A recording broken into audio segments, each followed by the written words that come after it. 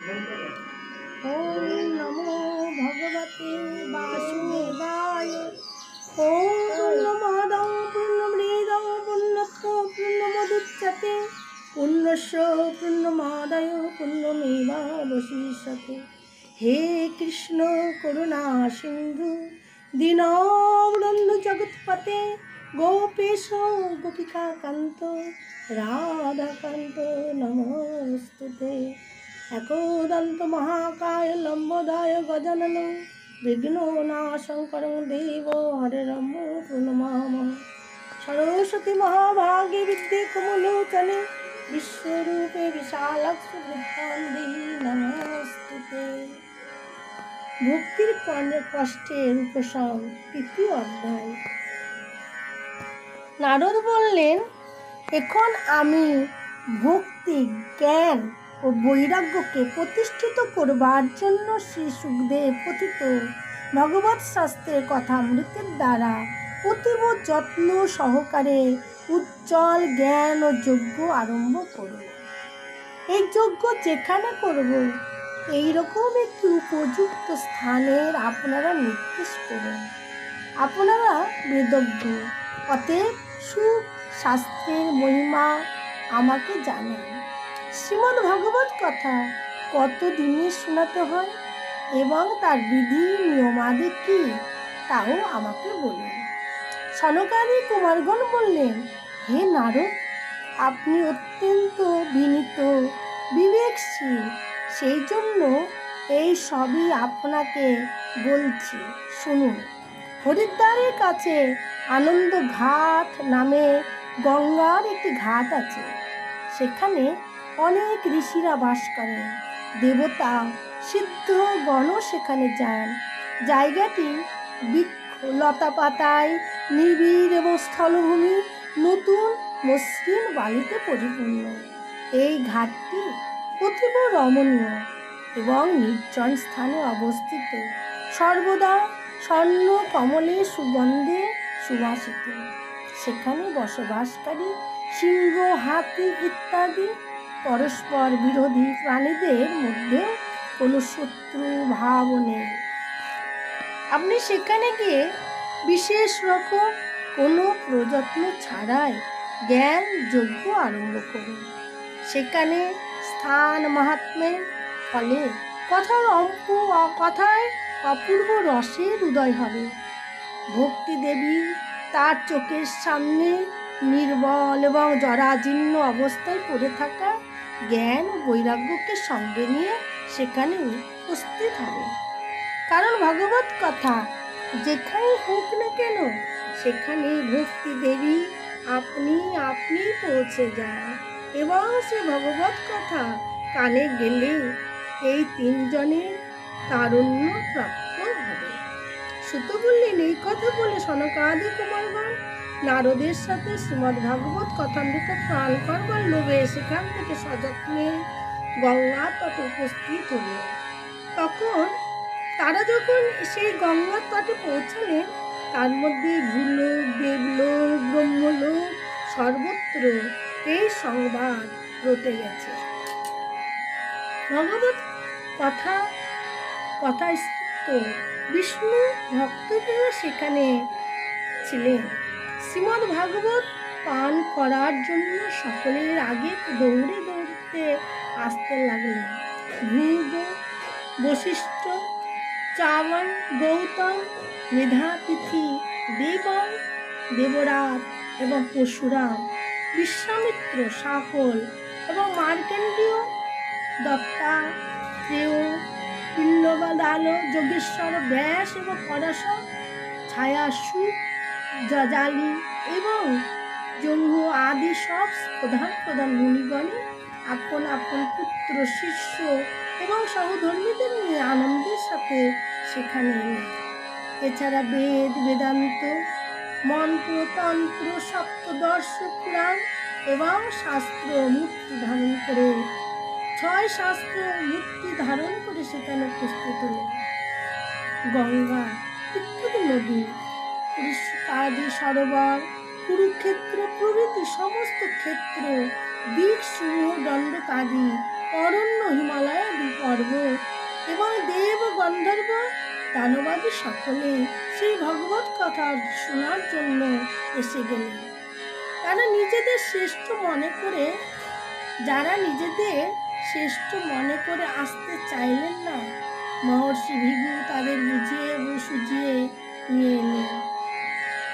তখন কথা শোনবার জন্য দীক্ষিত হয়ে শ্রীকৃষ্ণ পরায়ণ সনকাদি কুমারগণ নারদ প্রদত্ত শ্রেষ্ঠ আসনে প্রবেশন করলেন।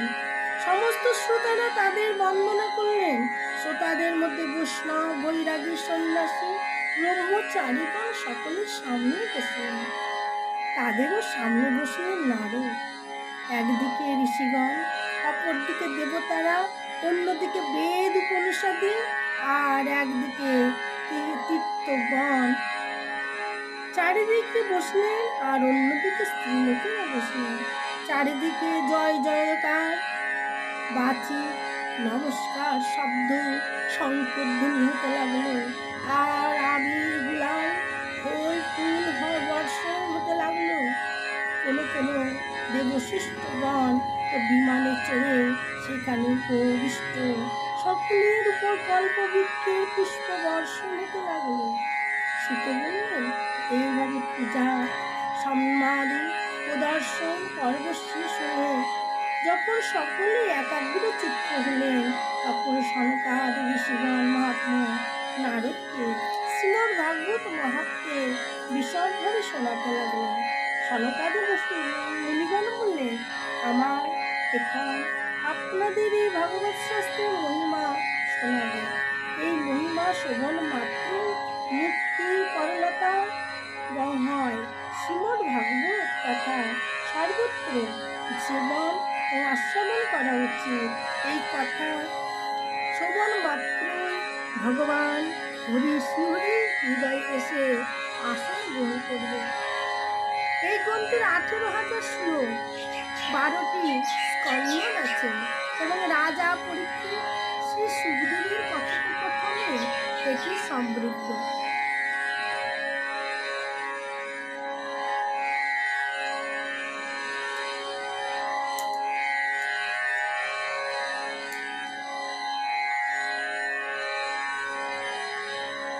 আপনারা এই ভগবত শাস্ত্র মনোযোগ দিয়ে শ্রবণ করেন। যতদিন পর্যন্ত মুহূর্তের জন্য এই সুখ শাস্ত্রের কথা কর্ণকুহরে প্রবেশ না করে, ততদিন পর্যন্ত মানুষ অজ্ঞাতবশত সংসার চক্রে পরিভ্রমণ করতে থাকে। অনেকে শাস্ত্র পুরাণ শ্রবণে কি লাভ? এতে তো কোনো বৃথা ভ্রম বাড়তে পারে থাকে। মুক্তির প্রদানের জন্য তো একমাত্র ভগবত শাস্ত্র উচ্চস্বরে আহ্বান করছে। যে গৃহে নিত্য শ্রীমদ্ ভাগবত পাঠ হয়, সেই গৃহে তীর্থে রূপ ধারণ করে এবং যারা যেখানে বাস করে তাদের সমস্ত পাপ নষ্ট হয়ে যায়। বহু হাজার অশ্বমেধ যজ্ঞ এবং শত শত বাজপেয় যজ্ঞ সুখ শাস্ত্র কথায় 16 ভাগের 1 ভাগের সমকক্ষ নয়।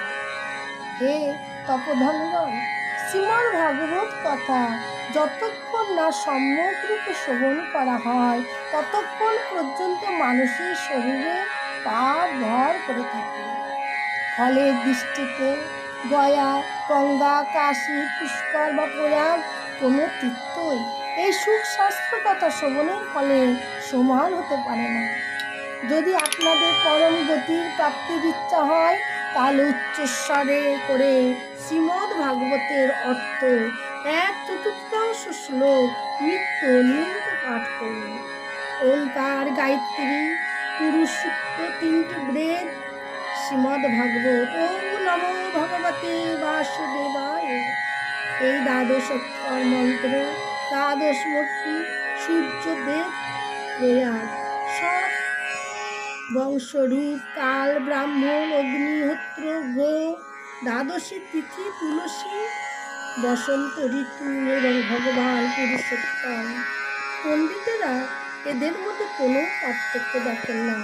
যে মানুষ অর্থবোধ সহ সদা শ্রীমদ্ ভাগবত পাঠ করে তার কোটি জন্মের পাপ অসীভূত হয়ে যায়, এতে বিন্দুমাত্র সংশয় নেই।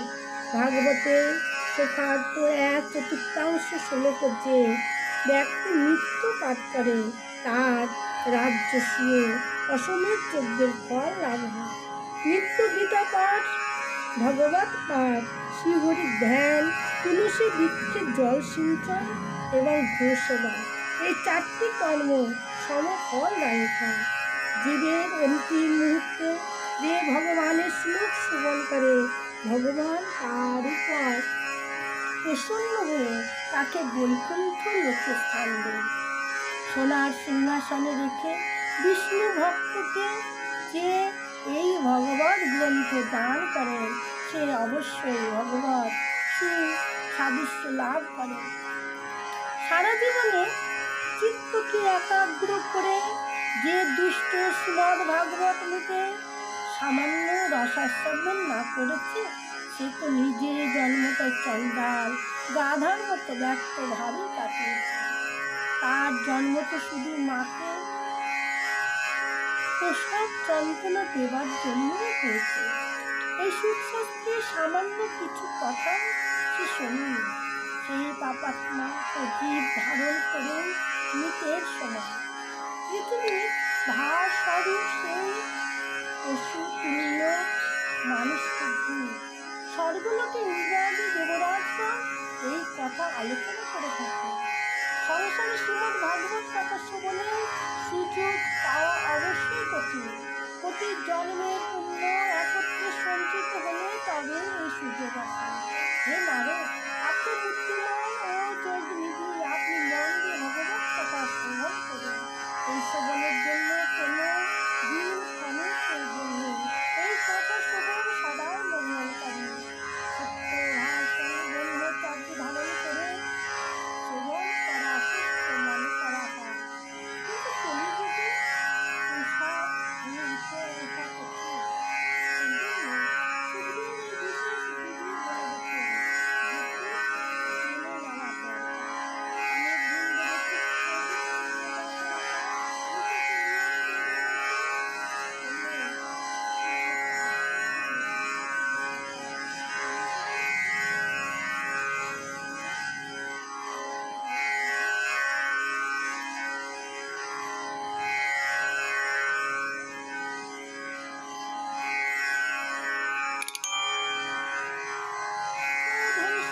সেই ফল লাভ হয়।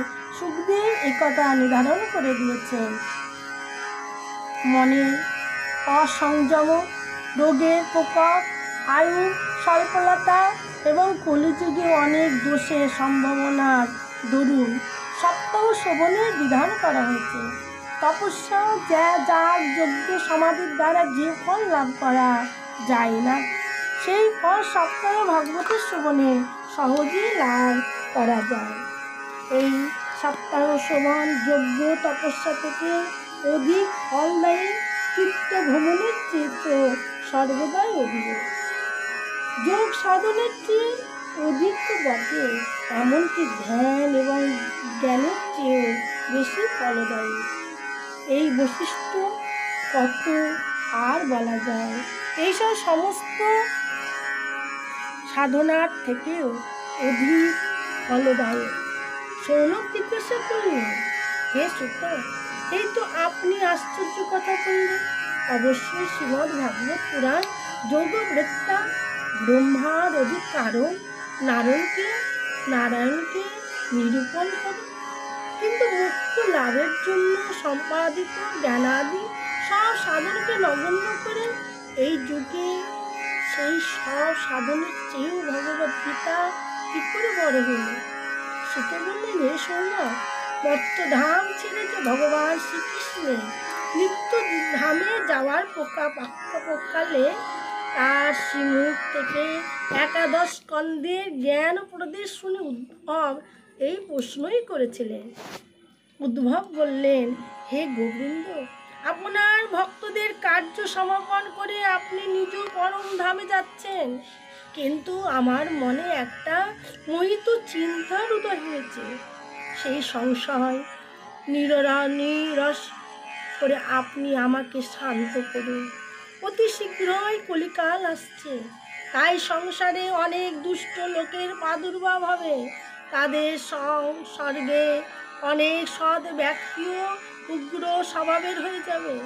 তখন তাদের ভার পীড়িত হয়ে গোরূপিণী ধরিত্রী কার শরণ নেবে? হে কমল নয়ন, আপনি তো আমাকে ছাড়া দ্বিতীয় কাউকে এই রক্ষাকর্তা দেখছি না। সুতরাং হে ভক্তবৎস, আপনি সাধুদের প্রতি কৃপা করে এখান থেকে যাবেন না। হে ভগবান, আপনি বস্তুত নিরাকার এবং হয়ে শুধুমাত্র ভক্তের জন্য তো এই সদ্গুণ রূপ ধারণ করেছেন। তাহলে আপনার বিয়োগে এই ভক্তজন পৃথিবীতে কি করে বাস করবে? নির্গুণ উপাসনা তো বড়ই কষ্টকর ব্যাপার। সুতরাং অন্য কিছু চিন্তা করুন। প্রবাস ক্ষেত্রে উদ্ভবের এই কথা শুনে ভগবান চিন্তা করতে লাগলেন এবং ভক্তদের আশ্রয়ের জন্য আমার কি ব্যবস্থা নেওয়া উচিত। হে সৌনক, ভগবান যখন তার সমস্ত শক্তি ভগবতের মধ্যে রেখে দিলেন, তিনি অন্তর্ধান করে এই ভগবৎ সমুদ্রে প্রবেশ করে গেলেন। তাই এই ভগবানের সাক্ষাৎ শব্দময়ী মূর্তি, এর পূজা, শ্রবণ, পাঠ এবং শুধুমাত্র দর্শনে মানুষের সব পাপ নাশ হয়ে যায়। এই জন্য এই ভগবতের সপ্তাহ শ্রবণ সর্বশ্রেষ্ঠ রূপে গণ্য করা হয়। আর কলিযুগে তো অন্য সমস্ত সাধনের চেয়ে এই ভাগবত ধর্মকে শ্রেষ্ঠ বলা হয়েছে। কলিকালে এই শাস্ত্রই হলো এমন একটি ধর্ম যা দুঃখ, দারিদ্র, দুর্ভাগ্য এবং পাপ মোচন করে দেয়। এই কাল ক্রোধাদি রিপুর উপর আধিপত্য প্রতিষ্ঠিত করে। নচেৎ ভগবানের এই মায়া থেকে পরিত্রাণ পাওয়া যেখানে দেবগণের পক্ষেও দুঃসাধ্য, সেখানে মানুষের আর কি কথা। সুতরাং এই মায়া মোহে মুক্তির জন্য সপ্তাহ শ্রবণের বিধান করা রয়েছে। সুত বললেন, হে সৌনক, সনকাদি মুনীশ্বরগণ যখন সপ্তাহ শ্রবণের মাহাত্ম্য ব্যাখ্যা করেছিলেন, তখন সবার একটি বড় আশ্চর্য ব্যাপার ঘটেছিল। আমি সেই কাহিনী তোমাকে বলছি, শোনো। তরুণ অবস্থায় প্রাপ্ত তার দুই ছেলেকে সাথে নিয়ে বিশুদ্ধ প্রেমরূপা ভক্তি দেবী বারবার শ্রীকৃষ্ণ, হে গোবিন্দ হরে মুরারে, হে নাথ বাসুদেব, নারায়ণ বাসুদেবায় ইত্যাদি ভগবান উচ্চারণ করতে অকস্মাৎ সেখানে উপস্থিত হলেন। সমস্ত সবার দেবা দখল এবং পরমা সুন্দরী ভক্তি রানী ভগবতের অর্থে ভূষণ ধারণ করে সেখানে এসেছে। মুনিগণের সেই সবাই সকলে আলোচনা করতে লাগলেন, তিনি এখানে কিভাবে এলেন? তখন সনকাদি মুনিগণ বললেন, এ ভক্তি দেবী একমাত্র ভগবত কথার অর্থ থেকে প্রকাশিত হয়েছে। তাদের এই কথা শুনে ভক্তি তার পুত্রের সাথে অত্যন্ত বিনম্রভাবে সনকুমার দেব বললেন, ভক্তি দেবী বললেন, কলিযুগে আমি প্রায় শেষ হয়ে গেছিলাম। আপনাদের কথা মতো শিলচর আমাকে আবার পুষ্ট করেছে। এখন আপনারা বলুন যে আমি কোথায় থাকব? এই কথা শুনে সনকাদি মুনিগণ বললেন, ভক্তি, তুমি ভক্তদের কাছে ভগবানের স্বরূপ প্রদানকারিণী, অনন্য প্রেমদায়িনী এবং হর রোগ নির্মূলকারিণী। অতএব ধৈর্য ধারণ করে তুমি নিত্য নিরন্তর বিষ্ণু ভক্ত হৃদয়ে বাস করো। এই কলিযুগে দোষ সকল সর্বত্র নিজ প্রভাব বিস্তার করলেও সেখানে তোমার উপর দৃষ্টি পর্যন্ত ফেলতে পারবে না। এইভাবে তাদের অনুমতি পাওয়া মাত্রই ভক্তি দেবী অবিলম্ব শ্রীমদ্ ভগবত গণের হৃদয়ে গিয়ে স্থান করলেন। যার হৃদয়ে শুধুমাত্র শ্রীহরির প্রতি ভক্তি নিবাস করে, সে তিলকের মধ্যে অত্যন্ত নিধন হলেও পরম ধন্য। কারণ এই ভক্তির সূত্রে বাধা পরম সাক্ষাৎ ভগবান নিজের পরম ধাম ছেড়ে তার হৃদয়ে এসে বাস করেন। মর্তধামে এই ভগবত পরম ব্রহ্মের সাক্ষাৎ বিগ্রহ। এই মহিমা আমি কতটুকু বা বর্ণনা করতে পারি। এই শ্রীমদ্ ভাগবতের আশ্রয় নিয়ে এই কথা পাঠ করে শোনালেন পুষ্প শ্রোতা পাঠক বা কোনো কথোপকথন ভগবান শ্রীকৃষ্ণের প্রাপ্তিঘটে। অতএব একে ছেড়ে অন্য ধর্মের আশ্রয় তাই ভগবান নিজের মুখে বললেন, যদি শ্রীমদ্ ভাগবত আমরা শোভন করি এবং সাপ্তাহিক ভাগবত যদি শোভন করি আর প্রত্যেক দিন যদি ঘরে শ্রীমদ্ ভাগবত পাঠ করি, তাহলে আমাদের সংসারে যে সবসময় দুঃখ যন্ত্রণা অশান্তি সবসময় লেগে থাকে, এগুলো পুরোপুরিভাবে কেটে